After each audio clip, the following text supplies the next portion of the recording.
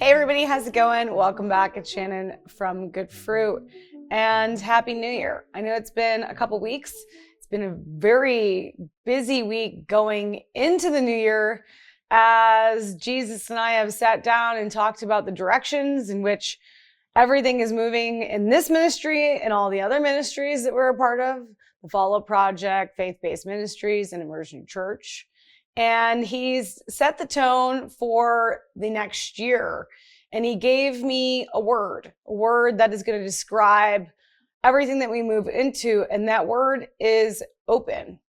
And last year we started out the year talking about how we plan and we prepare. And what it was that we were doing last year was to slow down, to be prepared, to be sharpened, to be walked through all of the processes that Jesus needed to bring us through in order for us to be prepared and ready to go into everything that he's done for us, everything that he's ready and prepared for us to enter into, for us to become the people that he has desired for us to be in this world. Last year was about sharpening and being prepared into that person. Jesus brought every single person that was willing to walk through that door with him into a place, into a pen, to be specific, to be shepherded amongst the rest of the flock, for everybody to be prepared to go on the long journey with him. A lot of that preparation was being shown all of these processes that Jesus requires for us to be used to in order for us to move forward into the prophetic actions, into the call that we have on our life, for us to go out into the world as beacons of light, as disciples in his word and in his presence. So this is how he desires for us to move into this next year. And this next year is about how he is going to the pen and he's opening that gate for us. So we're going to start here in John 10:3-4 in the KJV. To him the porter openeth, and the sheep hear his voice, and calleth his own sheep by name, and leadeth them out. And when he putteth forth his own sheep, he goeth before them, and the sheep follow him, and they know his voice. It's a really important distinction here to understand that here, the porter openeth. There is a man that stands at the gate that protects the sheep, and the only person that is allowed to open that gate is the great shepherd himself. So Jesus is the one who's going to be opening these gates for us. He's the only one that's allowed to open those gates for us. So we have to understand that everything that we're moving into, Jesus is going to be opening those doors for us. And he is the only one that is allowed to open those doors. There's a lot of things that he desires for us in this world. And if you ever have tried to do these things without him and wondered why you cannot move forward, it's because where Jesus is leading us into, only he is the one that is going to open those doors. So it brings me to my first point. Jesus has opened the gate and is inviting those whom he has prepared to follow him to places he has prepared for us to enter. Last year was required, and it is required to be prepared before you can leave the gate, before that gate is going to be open for you. Jesus is not going to bring any single one of us into a place where, one, he is not prepared, and then two, we are not prepared fully to go into those spaces. It was an important year for every single one of us last year to dial it in, to be sharpened at both edges of the sword. But we were not doing the sharpening. We were being prepared through actions of obedience, through actions of intentional listening, being guided by him. So it's important for us to understand that we were prepared to listen, to hear him clearly. We were prepared to be positioned in a way that we understand what it meant to be open to his direction, to be ready to be fully obeying, right? That this was a posture that we had to learn. And as you guys have saw this last year, I started out really good and then I fell off the wagon, as they speak. And then it took me sitting down with Jesus and asking him, where was it in my life that I was not moving the direction in which he desired me? And now we're back here giving messages. Part of this was also my preparation going into this last year. And he's kind of picked me up and sped me along, but I had to be open to that direction. So we have to understand that a lot of these things require the intentional action. And this is not of our own will and our own direction. And we're not doing it out of our own understanding. So this preparation that we went through last year is really important. It is so important that you have to have it. You cannot move forward out of the pen without being fully yoked in this posture. And in order to stay in this posture, we have to remain open to receiving the directions from God and walking it out with him. So again, we're going to go into Matthew 16:24 out of the HCSB. Then Jesus said to his disciples, if anyone wants to come with me, he must deny himself, take up his cross, and follow me. We have to deny the systems that we've set up for ourselves to achieve in this world where God is going to be leading us. It requires faithfully understanding, faithful action, intentional action, and the action and way in which he is showing us to do it. We cannot move down the roads that he is leading us. We cannot enter in the rooms that he is moving us into. We cannot be positioned fully to act out the mandate of heaven, act out the instructions of the Father, unless we're doing it the way in which he's instructed us. And that requires us stepping out of the old systems. Like I said last year, in order to go down the narrow roads, we had to start dropping things, letting go of our desires, letting go of everything that we've decided to carry with us on this journey, because this journey is not about how we will get there. It's about how he will bring us there. Not only is he opening the gate, he describes that he goes before us. We know his voice and we follow. So that brings us into John 12:26. If anyone serves me, he must follow me. Where I am, there are my servants will also be. And if anyone serves me, the Father will honor them. So we have to follow. And in order for us to be honored or do the will of the Father, which is to be pleasing to him, right? We have to listen to the Son. We have to do everything for his glory, but we cannot do these things. We cannot act out of our own will and our own desires. So what does it really mean that if we follow Jesus, that the Father will honor us? Well, in order for us to move out of the pen and into where he brings us, the Father is going to honor us by entrusting us with more responsibility, greater assignments, or influence to steward his purposes. This is what it means to step out of the pen. He prepared us in the pen, but we cannot step out unless we're prepared to steward his purpose. That's what it means to deny yourself. We're not moving forward for ourselves. We're moving forward for him. Just like Jesus did. We talked about the gift and what it meant to become the gift. This is part of that process. In order for us to become the gift for others, we deny our will and we walk in the will of the Father.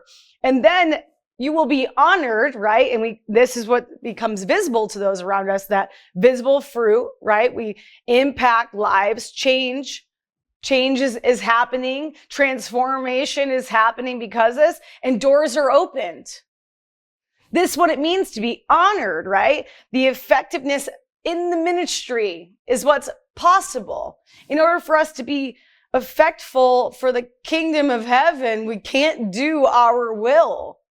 And then in this posture also, that we don't go alone, he goes before us. And so there's this protection that comes with honoring God's will and honoring God's desires, that everywhere he's leading us, that we do not go alone, and he stands there for it to make made possible that we could do what it is that we're doing with him. So these doors that he opens, these places that he's prepared, no one will close those doors and no one will keep us from entering those places. And I don't know about you. Last year for me was about a lot of doors that I thought were opening. And then when I was in there, it was very evident that like, okay, I was going to be in there, but not for a long time. And it was like this, beginning preparation of bringing things into certain lights. But then it was, okay, well, that's just for this, but we're not going any further than this.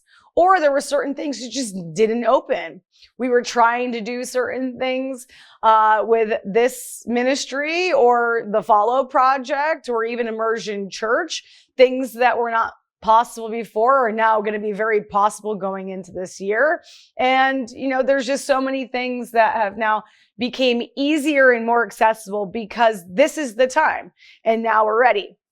So this brings me into point number 2 for this message is following him requires hearing his voice and responding with deliberate actions directed by the Father, not acting from our own will, but through obedient submission. It's this posture that we remain open to not only the will of God, but sometimes the discipline that comes with acting out of your own desires while also trying to be obedient at the same time. We're children of God. We're children. We enter back into the posture of being children and we make mistakes. Like I told you this last year, I started doing something that he directed me. I stopped doing it and he let me stop doing it for a decent while. Like I would say most of the year. And then it was, hey, I desired for you to do these things because I needed to prepare you and you stopped doing them. Will you start doing them again? And obviously I spent a day being like, oh, wow, like I was supposed to be doing a lot of things and I feel like I missed out. He's like, you didn't miss out. That's why I'm telling you these things right now, but please don't do again and understand that there was things that didn't happen a certain way or didn't yield a certain thing, or maybe your messages didn't reach certain people because you didn't do XYZ. That's not the point. Now let's reposition and show you that your will is not important more than mine. And as you saw, when you tried to do all these other things yourself, did it yield any fruit? So now we go into, okay, well, it didn't yield any fruit. And the story of this grapevine comes in and we have to stay open to being pruned. In order for us to be pruned by the Father, pruned through Jesus's instructions, is that we have to understand what he meant by staying on the vine. And I don't know if you guys know about how vines and grapes work, is that the vine dresser will trim things off that are not useful. And if you don't allow for him to trim off what is not useful, if you continue to hold on to parts of the vine that you've desired versus the God desires, they just become sticks and they continue to grow. And then the yield of the fruit no longer happens because the stick continues to grow. And the stick just stays a stick because it's taking all of the nutrients and all of the water to grow something that is completely pointless. We don't plant grapes to just have vines. We plant grapes to produce fruit. So that brings me into John 15, 4-5. Remain in me and I in you. Just as a branch is unable to produce fruit by itself unless it remains on the vine, neither can you unless you remain in me. I am the vine, you are the branches. The one who remains in me and I in him produce much fruit because you can do nothing without me. Just as I said, he's going to open the doors for us. We're talking about bearing fruit. The power of walking in this season is not just for our own transformation, for us to produce fruit and look cool, look at my fruit, right? Like, what is it that he's going to do with that fruit is not just for us, it's for others. And that goes back to being the honoring that comes from God as we allow him to vine dress us in this season, continue to snip away as we grow through this posture of remaining open, that we are entrusted with responsibilities that are greater assignments, and that there's influence to steward for his purpose. And that fruit now starts to bear, so that those around us to start to see that, wow, look what God is doing. And that fruit now becomes fruit for others. And that seed that is inside that fruit then goes to plant. Because there are people that have been drawn to us that then see the fruit of our actions that were very intentional because of the Father and what it is that he desires to do through us listening to Jesus' instructions. So John 4:13 through 14. Jesus said, everyone who drinks from this water will get thirsty again. But whoever drinks from the water that I will give him will never get thirsty again, ever. In fact, the water that I give him will become a well spring up in him for eternal life. So he's going to water the fruit. If we are on the vine, we are also receiving that water. Again, that's so that he can flow through us, hearing him and living out the instructions that he gives us. Now, not only are we bearing the fruit, we are becoming that water. Isaiah 5:11. The Lord will always lead you, satisfy you in a parched land, and strengthen your bones. You will be like a watered garden and like a spring whose water never runs out. So if our water never runs out, and we will be like a spring of water, the things that we do that bear the fruit, the things that Jesus will bring us into, now we become a wellspring of water for him to be a demonstration on the earth, for him to pour out heaven through us, that people will see and understand that the fruit comes from him. And then now he's drawing people to us to receive his water. That brings me to my third and final point. This year, the Lord is opening us up, watering us like a garden so heaven can pour through. Jesus lives in us. And when the Father's work moves through our obedience, we will become wells of living water that lead others to him. This is a weighty, powerful assignment from the Father. Step into it boldly and faithfully, for the world needs the life that flows through you. So this is what it means for us going into this year, that we remain open. Now, in order for the well to flow through us, we also need to be remaining open to God positioning us in a place where people are going to come to us. And he's going to continue to prune us and develop us and show us how to become that for others. This is that layer of becoming the gift. The gift is bearing the fruit.